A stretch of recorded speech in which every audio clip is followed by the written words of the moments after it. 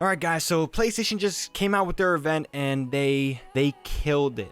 They absolutely destroyed it. Honestly, there were so many times where they announced something and I was just like, wow, that is a direct attack and punch to the face to Xbox. Now, when we look at the pricing and certain things, pre-orders, we don't know exactly. Now, there's reports saying that PS5 pre-orders are going live tomorrow at select retailers, but apparently tomorrow we can start expecting pre-orders to going live at retailers. So that's, maybe Walmart, Best Buy, Target, those big chains that sell electronics. Expect pre-orders, reportedly, not confirmed. This is a report, this is a leak.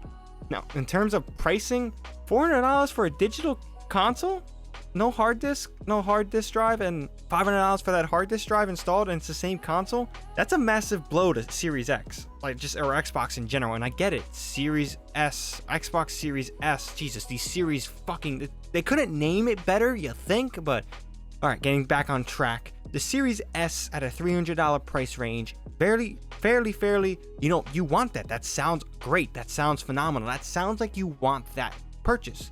But when we look into the specs, I'm not going to get into details. I'm probably going to make a video about this another day. But the Xbox Series X versus the Xbox Series S, there's massive differences in the teraflops and the power of the GPU. Now, again, GPU does not mean perfect performance or graphical fidelity or frame rates, let's say, but it is a hindrance and it is something to take in mind, especially when a developer comes out. Granted, it's a Call of Duty developer. They're partnered with PlayStation, so you can definitely raise, some doubts and some eyebrows, this guy's partnered with, PlayStation. Of course they're going to be biased. Yeah, that's a fair point. But when a developer goes and saying that, this system might be a bottleneck, what they're meaning is that they might need to delay certain or a port of this game for Xbox Series S. They've been doing this with Stadia because the cloud service for Stadia has been so atrocious, so abysmal, that Stadia is pretty much dead in the water. Now, again, I got to go back on pre-orders. Sony actually just confirmed that pre-orders are going to be available starting as early as tomorrow at select retailers.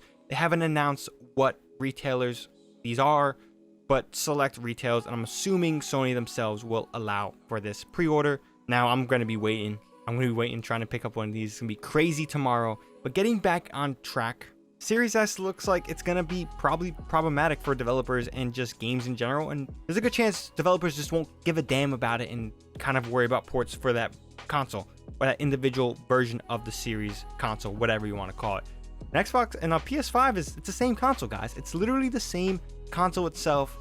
And that's pretty impressive. There's a cheaper version that's just simply digital, and it's better for the gaming industry. I know people are like, oh, I like hard copies. Well, hard copies are not as beneficial to game developers. Digital sales are, so that's a good thing for the industry itself. Might not be consumer friendly in the long run, but it is business friendly to the game industry. But going on games we saw, I was not expecting God of War Ragnarok. That's going to be what I'm calling it, the title. It's remarkable, even though it's just a title. The only other title I've ever been excited for was Metroid Prime 4 from Nintendo. Still waiting for that to come out so I can finally get a Switch. But yeah, I got excited. You heard Kratos' voice, and it's Ragnarok's coming. I want to see Kratos and Thor. That's a matchup. That's a dream matchup I never thought was possible. Literally, seriously, who the hell knew that was gonna be possible? Now, going back to other games we actually saw gameplay of, Miles Morales Spider-Man looks phenomenal. They definitely don't look like they're taking a lazy route with this. They're fully utilizing the abilities and power set of Miles Morales. Again, Miles Morales has a different power set than Peter Parker, so that's interesting. Can't wait to see what the world is going to build around that. We got, I forget the boss's name. The person's pretty much just loves inventing tools, and the interesting stuff is Miles running for mayor. It's some cool, interesting dynamics, and we saw Ned. I'm excited for this game. Now, Demon's Souls, a game I have not played. I did not get this. It's pretty much, if they say it's the best Souls type game ever to be made, this is obviously a remake, so this isn't a remaster. It's a remake, so it's brand new with, I guess, a lot of the core mechanics. It looks phenomenal. It looks crazy. And just talking to people about what this game was, it sounds intriguing, interesting, and nutty. Now, they do say this is definitely one of the hardest Souls type games to ever be played, so I'm a little nervous. I might be enraging, might get upset, but it's looking phenomenal. The particle effects, the combat, it just looks stunning. I want this. I want it now. We saw a bit of Resident Evil 7. Still don't know what the hell's going on with that game. It looks crazy, it looks nutty, and Resident Evil, I love it. I'm in for it. But the last talking point of my general reaction and just all the details about the PS5 so far, the conference, the event, the showcase was done perfectly. We saw two people talk. It was the Raven studio head. Oh yeah, we're getting a Call of Duty Black Ops Cold War beta. That was the only time he did. Someone else besides the president of Sony talked. It was remarkable. Like, I don't recall anybody else talking. Oh wait, no, sorry. Insomniac, the studio, the creative lead, also was talking a little bit, but it was minor talking. Besides that, it was straight up gameplay trailers. It was pretty cool. I was pretty excited. It kept me going, kept on going. Harry Potter's getting a game, and that looks fun. Even though it's not like Harry Potter, it's Hogwarts and it's in that world, and I love Harry Potter. Like, sign me up. That game looks phenomenal. I'm excited about it. Gotta obviously get more details of it. But yeah, Cold War's getting a beta. That was like one of the few times somebody talked, and it wasn't much. Xbox has a tendency to show a lot of people talking, and it kind of takes me out and get annoyed. So Sony killed it on that end. They showed us nonstop gameplay trailers, and this system is looking like it's gonna be going for a killing blow with a release date 2 days after. 2 days after Xbox is planning on dropping their console. You know how crazy that is? I thought Xbox won that battle with, we're going to get a head start on this, and this is what's going to benefit us. Sony was like, fine, we're going to take the week off. We're going to take a week or two, and then we'll release our console. We know we're going to still get a lot of people and still make more sales. No, they're going for everybody. All console gamers Sony is trying to get.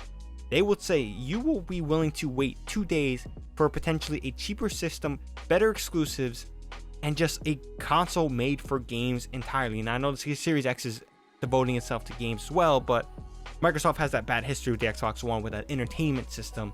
So Sony has the ball here. They're keeping it. It's on their side of the court, and they're running with it. They're literally running with it, and I just don't know what else Xbox can do. Game Pass is phenomenal. Seems like Sony's has an answer for that now with PlayStation Plus collection. You thought they had an edge on just the console performance, but internal reports saying that people actually prefer developing, and they say this PS5 is a dominant console despite its 2 teraflop difference in power.